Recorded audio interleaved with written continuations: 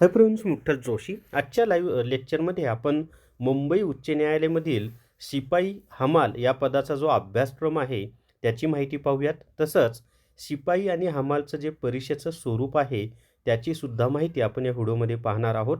आणि व्यवस्थित अशी माहिती देणार आहे की एकूण किती प्रश्न विचारले जातात, कोणत्या विषयावर प्रश्न विचारले जातात, परीक्षेचं नेमकं स्वरूप कसं आहे, काय केलं पाहिजे विद्यार्थ्यांनी, ती सगळी माहिती तुम्हाला देणार आहे.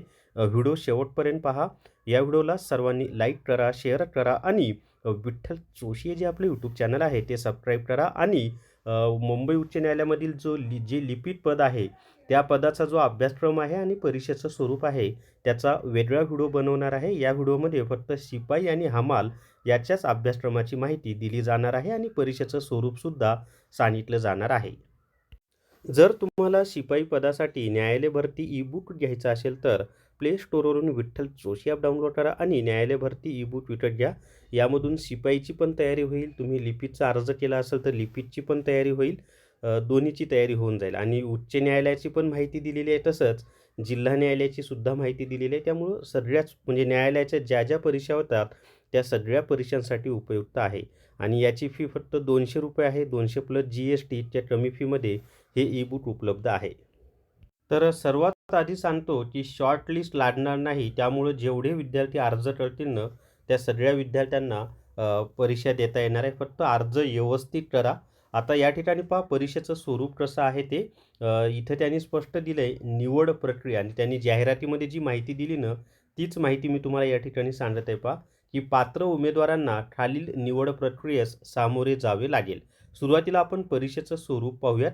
तर तुम्हाला 3 परीक्षा आहेत पहा. पहिला आहे लेखी परीक्षा. त्याच्यामध्ये 30 गुणांची फक्त लेखी परीक्षा होणार आहे शिपाई पदासाठी. आणि उत्तीर्ण होण्यासाठी कमीत कमी 15 गुण लागतील. पण 15 गुण असले म्हणजे तुम्ही पुढच्या परीक्षेसाठी पात्र होता असं नाही. मग तुमचं टार्गेट हे 25 प्लस असलं पाहिजे, की 25 प्लस जे विद्यार्थी असतील ते पुढे मग शारीरिक क्षमता आणि विशेष अर्हता ही चाचणी होते. ती असते 10 गुणाची. आता याच्यामध्ये काय काय असतं त्याचं एक सेपरेटच व्हिडिओ असेल, की तुम्हाला फरशी पुसावी लागते, फाईल न्याव्या लागतात, झाडू मारावा लागतो, कचरा उचलावा लागतो, पाणी द्यावं लागतं, पुटारा द्यावा लागतो, असे वेगवेगळी कामं या ठिकाणी करून घेतले जातात. त्याच्यानंतरचं जे विद्यार्थी लेखी परीक्षामध्ये हे होतील म्हणजे पाहिजे तेवढे मार्क्स मिळवतील त्यांची शारीरिक क्षमता आणि विशेष अर्हता होते. मग या चाचणीमध्ये सुद्धा ज्या विद्यार्थ्यांना चांगले गुण मिळतील त्या विद्यार्थ्यांची मुलाखत होते. मुलाखत आहे 10 गुणांची. आणि मग तिथेच डॉक्युमेंट व्हेरिफिकेशन होतं आणि मग या तिन्ही गुणांच्या आधारे शेवटी अंतिम निवड यादी लावली जाते.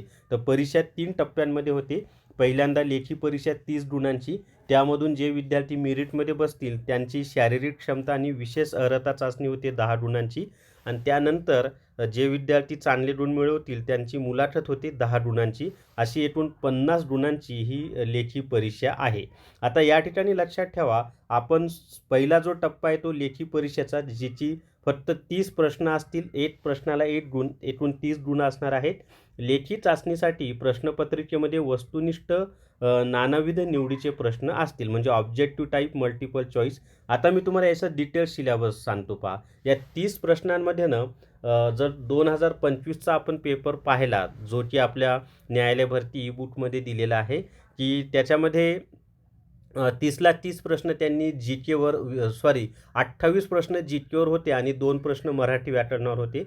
पण साधारणपणे त्याच्या अगोदरचे जर 2 पेपर पाहिले तर त्याचा ट्रेंड असा होता की 26-27 प्रश्न जी केचे, 2 प्रश्न मराठी व्याकरणाचे आणि 1 प्रश्न गणिताचा. म्हणजे याच्यामध्ये सर्वात जास्त वेटेज हे जी केवर दिलं जातं. त्याच्यामध्ये चालू घडामोडीवर 1-2 प्रश्न असतात आणि मग बाकी इतिहास, भूगोल, राज्यघटना या या विषयांवर प्रश्न विचारले जातात. त्यामुळं जे विद्यार्थी शिपाईची तयारी करत आहेत ना त्यांनी जी के व्यवस्थित करा. त्याच्यामध्ये इतिहास, भूगोल, राज्यघटना. भूगोलमध्ये महाराष्ट्राचा भूगोल, जगाच्या भूगोलवर प्रश्न असतात, भौतिक भूगोल आहे, भारताचा भूगोल आहे, त्याच्यानंतर इतिहासमध्ये आधुनिक भारताचा इतिहास आहे, प्राचीन भारत, मध्ययुगीन भारत. पण सर्वात जास्त प्रश्न आधुनिक भारताच्या इतिहासावर. प्राचीन आणि मध्ययुगीन फार डीपमध्ये नसतो, वरवरची जी माहिती पाहिजे तीच.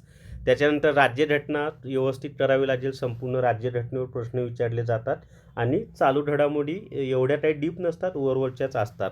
तर असा हा अभ्यासक्रम शिपाई या पदासाठी आहे. आणि परीक्षेचं स्वरूप काय असतं त्याची सुद्धा माहिती मी तुम्हाला दिलेली आहे. जर तुम्हाला हायकोर्ट पिऊन टेस्ट सिरीज घ्यायची असेल तर प्ले स्टोअरवरून विठ्ठल जोशी ॲप डाउनलोड करा आणि हायकोर्ट पिऊन टेस्ट सिरीज विकत घ्या. याच्यामध्ये एका टेस्टमध्ये 30 प्रश्न म्हणजे जे आपला पॅटर्न आहे अशा एकूण 30 टेस्ट दिलेले आहेत. आता याच्यामध्ये मी टॉपिक वाईज टेस्टसुद्धा अपलोड करणार आहे जी केच्या, म्हणजे तुम्हाला अजून जास्तीत जास्त फायदा होईल. प्लस झालेले जे पेपर आहेत, माझ्याकडे आत्तापर्यंत 3 पेपर आहेत, 2024चे 2 आणि 25चा 1, ते तिन्ही पेपर याच्यामध्ये अपलोड केले जातील आणि न्यायालय भरती ईबुकमध्ये सुद्धा अपलोड केले जातील. तर या व्हिडिओमध्ये एवढीच माहिती मित्रांनो. या व्हिडिओला सर्वांनी लाईक करा, शेअर करा आणि विठ्ठल जोशी जे आपलं यूट्यूब चॅनल आहे ते सबस्क्राईब करा. Thank you very much.